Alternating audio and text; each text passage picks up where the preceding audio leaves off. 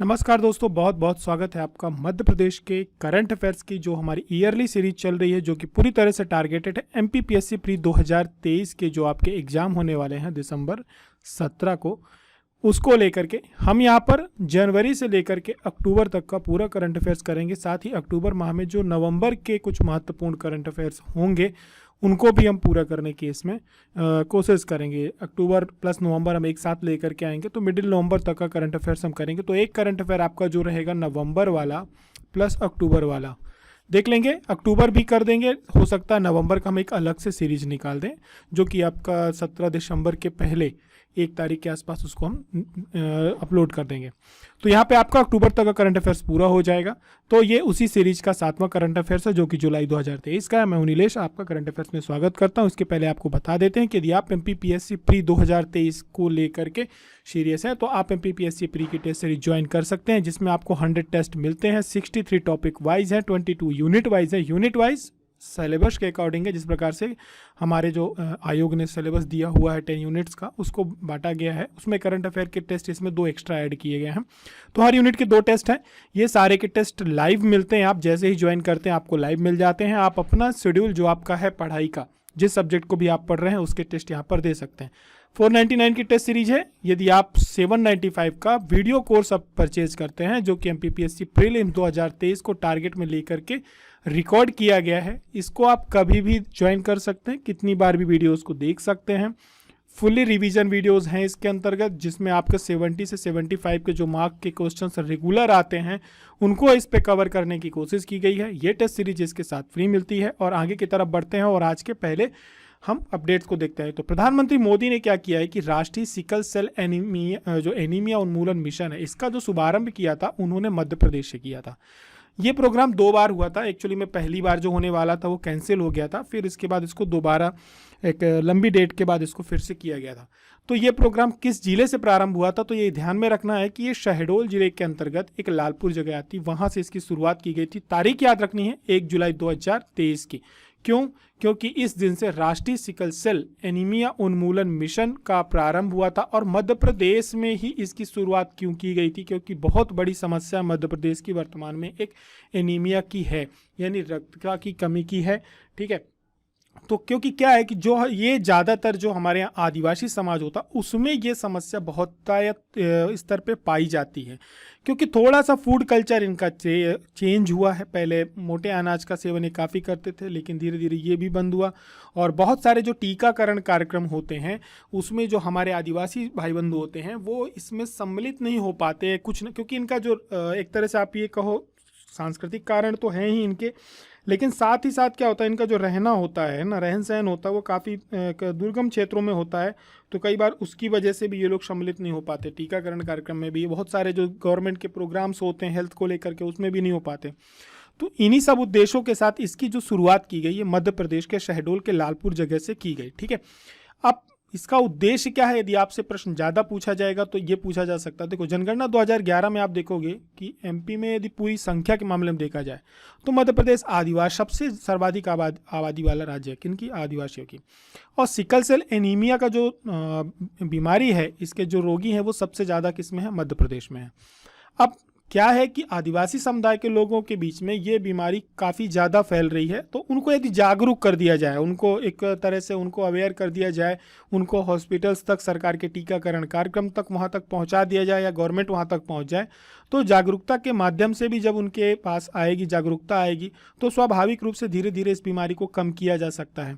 और दूसरा प्रश्न आपसे यहाँ से ये बन सकता है कि भारत सरकार का जो ये सिकल सेल एनीमिया बीमारी से मुक्त करने का कब तक का लक्ष्य रखा गया है, ये कई बार पूछ लिया जाता। तो याद रखना 2047 तक का जो लक्ष्य है भारत सरकार का वर्तमान में, क्योंकि एक बार प्रश्न पूछा गया था कि जो प्रधानमंत्री आवास योजना है इसके अंतर्गत कब तक लोगों को आवास उपलब्ध कराना। हालांकि उसकी डेट दिसंबर 2024 तक कर दी गई है, लेकिन ये याद रखना 2047 तक भारत को सिकल सेल एनीमिया बीमारी से क्या करना है? मुक्त करना है।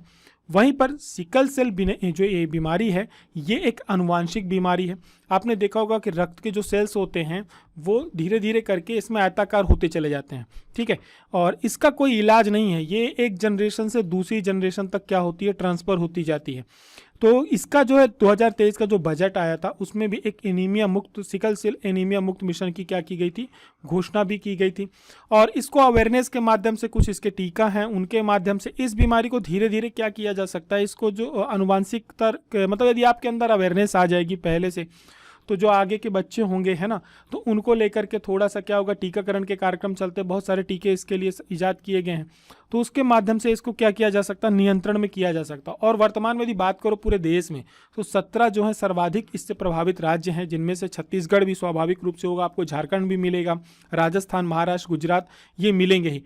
तो ये लगभग 278 जिलों में लागू किया गया है। लेकिन मध्य प्रदेश में इसमें से बनने वाले प्रश्न आपको क्या हैं, कब से प्रारंभ किया गया, 1 जुलाई 2023 से। कहाँ से प्रारंभ किया गया, शहडोल के लालपुर से किया गया, या तो शहडोल देगा या तो लालपुर देगा, तो ये ध्यान में रखना है।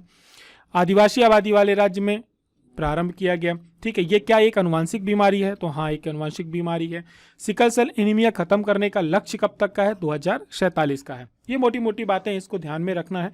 इसके अलावा क्या है, ये इसमें कुछ पंपलेट्स हैं, वो ध्यान में रखोगे आप। 2023-24 से 25-26 तक 3 वर्षों के बाद में लगभग 7 करोड़ लोगों की जांच की जाएगी। इसमें मैंने आपको जो बताया था, जो नॉर्मल ब्लड सेल्स होते हैं वो आपके इस प्रकार के होते हैं, ठीक है, सर्कल वाइज होते हैं। बाद में क्या होता है, जब ये बीमारी फैलती है, जिनको ये प्रॉब्लम होती है, तो चंद्राकार हो जाते हैं। एक प्रश्न आपका यहाँ से भी बन सकता है कि इसमें ब्लड का जो सेल्स होते हैं उनमें क्या चेंजेस आते हैं। तो सिकल सेल जब एनीमिया बीमारी होती है, जो सेल्स होती हैं वो चंद्राकार हो जाती हैं, ठीक है। और अभी क्या है कि आयुष्मान भारत जो निरामय है, वो कार्यक्रम भी इसके साथ लागू किया गया। यदि वैसे पूछा नहीं जाएगा, लेकिन आप लोगों को पता रहेगा, यदि ये कार्यक्रम किस विभाग के अंतर्गत चल रहा है, तो राष्ट्रीय स्वास्थ्य मिशन जो NHM विभाग है उसके द्वारा इसको चलाया जाएगा। और ये लोक स्वास्थ्य एवं परिवार कल्याण विभाग जो मध्य प्रदेश शासन का है, उसके माध्यम से ये चलेगा। अगला प्रश्न ये आता है कि प्रधानमंत्री ने PVC, यानी जो आपके आपने देखा होगा जो आपके कार्ड होते हैं, है ना, ATM कार्ड होते हैं, उस टाइप का एक PVC कार्ड है, आयुष्मान कार्ड,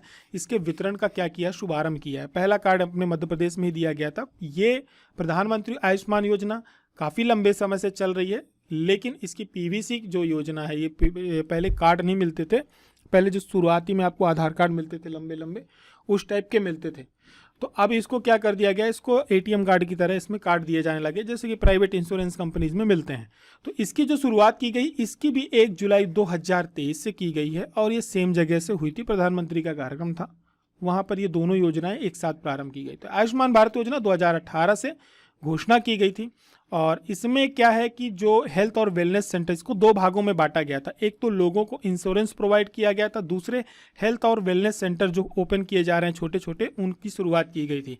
तो लोगों को इंश्योरेंस प्रोवाइड करना, साथ ही में छोटे छोटे हेल्थ और वेलनेस सेंटर लगभग 1 लाख स्थापित करने थे, ताकि लोगों को क्या है, एक तो बीमा कवर भी रहे, साथ ही छोटी मोटी बीमारियों के कारण वो जो डिस्ट्रिक्ट हॉस्पिटल्स की तरफ भागते हैं, उसको क्या करना था, कम करना था। छोटी मोटी बीमारियों में भी यदि जागरूकता हो जाए तो बड़ी बीमारी होने से रोका जा सकता है।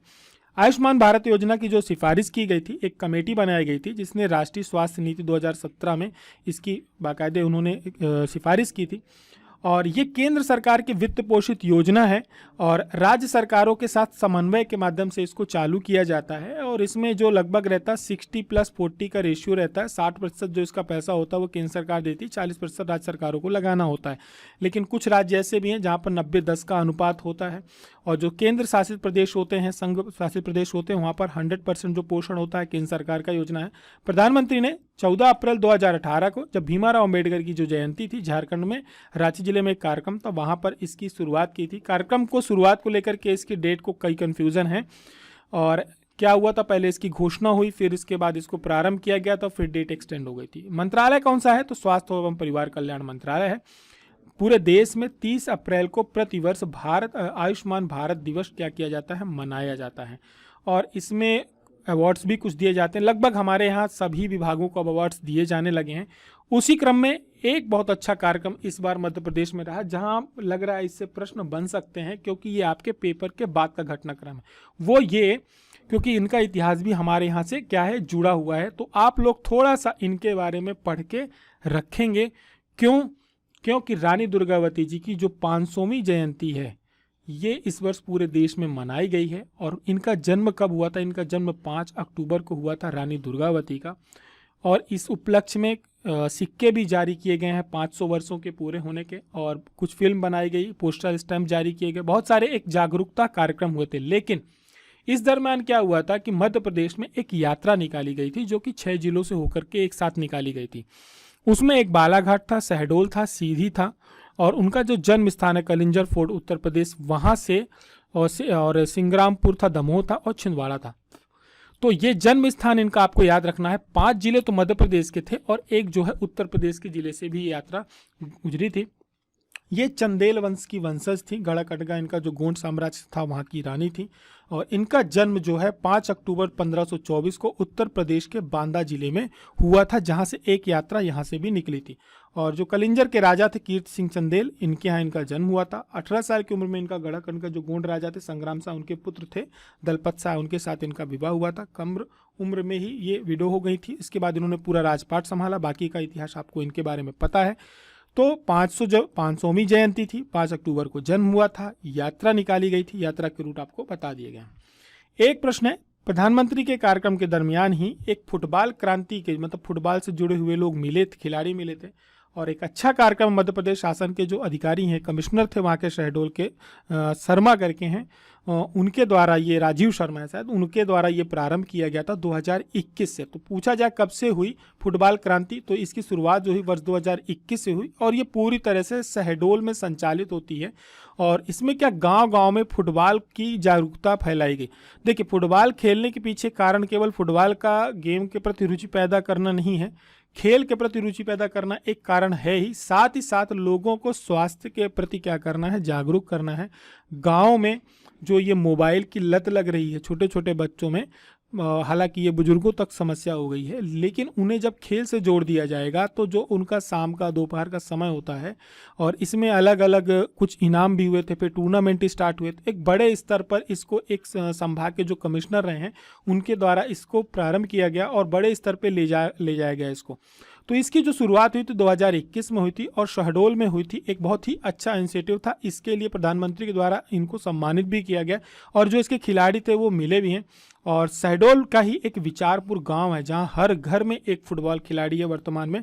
तो दोनों चीज़ें हो गई, लोगों को मोबाइल से दूर भी कर दिया गया, खेल में क्या किया गया, सक्रिय किया गया। अगला प्रश्न आपका ये बन सकता है कि माँ अहिल्या देवी लोक का निर्माण कहाँ किया जाएगा। तो देवी अहिल्याबाई लोक का जो निर्माण किया जाएगा ये इंदौर में किया जाएगा, और लगभग लोगों का जो भी निर्माण हो रहा है उसके लिए एक अलग से फिर एक विभाग बनता है, कल्याण बोर्ड बनता है, उसमें अध्यक्ष होते हैं जिनको मंत्री का दर्जा मिलता है। सभी लोगों को कुछ न कुछ उसके बारे में जानकारी दी जाती है।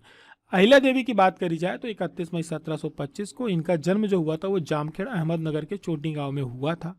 ये मराठा साम्राज्य के जो मल्हार राव के पुत्र थे, खंडेराव, उनकी धर्मपत्नी थी। इन्होंने महेश्वर की राजधानी बनाकर वहाँ पर शासन किया था। इनका शासनकाल जो रहा है वो 1767 से लेकर के 1795 तक रहा है, और 67 में इनका राज्याभिषेक किया गया और 1795 में इनका देहावसान हुआ। और उसके बाद जो इनका होलकर वंश रहा है, इनमें तुकोजी राव ने इस राज्य का शासन संभाला था। अहिल्याबाई का नाम इनको लोक माता के नाम से भी जाना जाता है, और पूरब से पश्चिम, उत्तर से दक्षिण जब आप इनके बारे में पढ़ेंगे तो इन्होंने बहुत सारे, एक लोक माता इसलिए कहा जाता है क्योंकि इन्होंने लोक कल्याणकारी कार्य बहुत ज़्यादा किए थे, और सबकी माता के रूप में इनको यहाँ पर इंदौर या मालवा रेंज में आप आएंगे तो यहाँ पर इनको पूजा भी जाता है इसी वजह से। अगली बात करें तो मध्य प्रदेश के किस जिले का केला विश्व के कई देशों को निर्यात किया जाता है। तो ODOP जो प्रोग्राम चल रहा है उसके अंतर्गत बुरहानपुर जिला जो है, यहाँ का केला पूरे वैश्विक स्तर पर इसकी पहचान बनाई जा रही है, और ये एक मात्र प्रमुख जिला है जहाँ पर सर्वाधिक केले का क्या किया जाता है, उत्पादन किया जाता है। और इसमें लगभग 18,840 किसान जो हैं वर्तमान में 23,000 हेक्टेयर के आसपास की ज़मीन पे इसकी केले की फसल उगाते हैं, और लगभग 16,54,700 मीट्रिक टन केले का उत्पादन किया जाता है।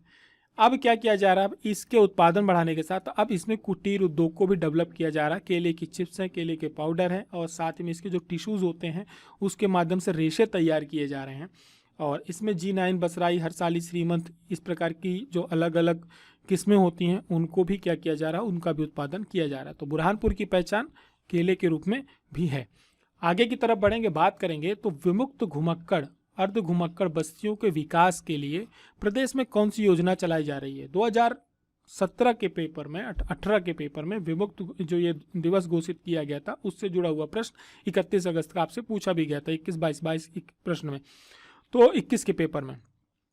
तो बात करें तो विमुक्त घुमक्कड़ और अर्ध घुमक्कड़ जो बहुल बस्तियां होती हैं, क्योंकि ये लोग क्या होते हैं, घुमक्कड़ किस्म के होते हैं, तो इनका क्या होता है, इनका ये एक कल्चर होता है, इनकी कोई मजबूरी नहीं होती, ये इनका कल्चर होता है, उस कल्चर से बहुत ज़्यादा जुड़े हुए होते हैं, तो ये एक जगह नहीं टिकते। तो इनके लिए सरकार बहुत सारी योजनाएं चला रही है।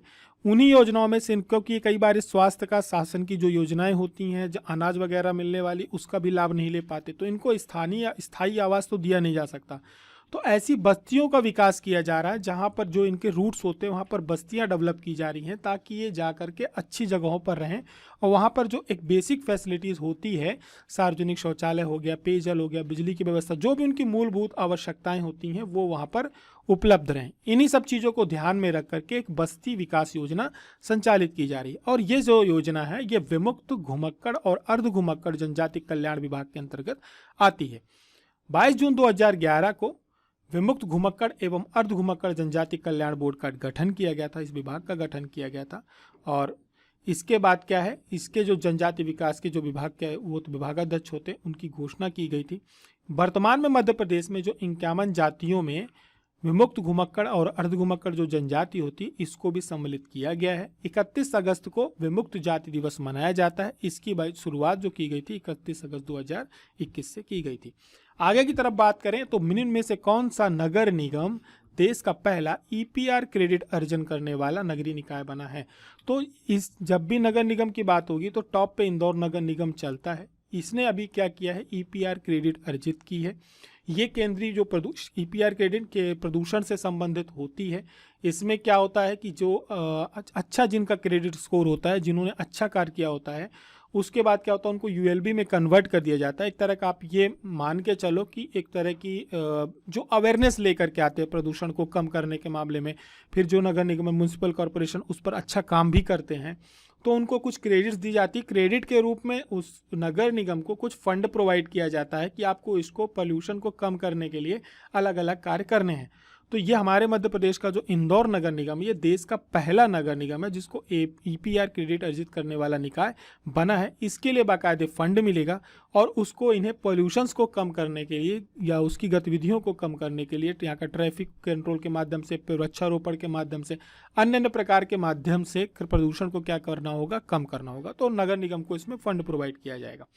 तो इंदौर नगर निगम देश का पहला नगर निगम है। आगे की तरफ बात करें तो एक खिलाड़ी थे कुलदीप दंडौतिया। इनका संबंध किस खेल से है? तो इनका संबंध जो है पावर लिफ्टिंग के क्षेत्र से है। इन्होंने क्या किया है कि जो Asian Pacific power lifting game चल रहा था वहाँ पर इन्होंने गोल्ड मेडल पाया है। ये मध्य प्रदेश के मुरैना के रहने वाले हैं। मुख्यमंत्री के द्वारा इनको बाकायदे अभी क्या की दी गई थी, बधाई दी गई थी। खेलों से जुड़े हुए प्रश्न मध्य प्रदेश में सर्वाधिक पूछे जाते हैं कि ये खिलाड़ी किससे संबंधित है, इसका या ये इनमें से कौन सा खिलाड़ी तीरंदाजी से संबंधित है, इस टाइप के प्रश्न बन जाते हैं। तो कुलदीप दंडौतिया का नाम आपको याद रखना है। दूसरा है, एक अच्छा प्रश्न बन सकता है सप्त क्रांति। सप्त क्रांति का संबंध किससे है? अब आपको दे दिया जाएगा उद्यानिकी से, कृषि से, ठीक है, फूलों की क्रांति से, अलग अलग से, लेकिन ध्यान में रखना है ये बहनों के उत्थान के लिए सप्त क्रांति है। बहनें इस साल काफ़ी चर्चाओं में रही हैं। तो मध्य प्रदेश शासन के द्वारा कई योजनाएं चलाई जा रही हैं, जिसमें आपकी एक लाडली लक्ष्मी योजना हो गया, पंचायती स्थानीय निकायों में 50% आरक्षण दिया जाता है, ये भी पूछा जाएगा तो ध्यान में रखना है। शिक्षकों की भर्ती हो, पुलिस की भर्ती में 30% का दिया जाता है। कन्या विवाह निकाय योजना चल रही है। यदि आप अपना घर अपने रजिस्ट्री बहनों के नाम से कराते हैं तो 1% का स्टाम्प शुल्क है। मुख्यमंत्री लाडली बहना योजना खबरों में थी। आजीविका मिशन के माध्यम से 10,000 महीने का लक्ष्य दिया जा रहा है। स्व सहायता में 2% ब्याज का ऋण दिया जाता है। तो ये जो 7 क्रांतियां हैं महिलाओं के सशक्तिकरण से संबंधित, तो उसको नाम दिया गया है सप्त क्रांति। तो सप्त क्रांति का संबंध बहनों से है, महिलाओं के उत्थान से या महिला सशक्तिकरण से भी आप जोड़ सकते हो। कृषि से संबंधित दिया जा सकता है। तो ऑप्शन में आपको ध्यान में रखना है।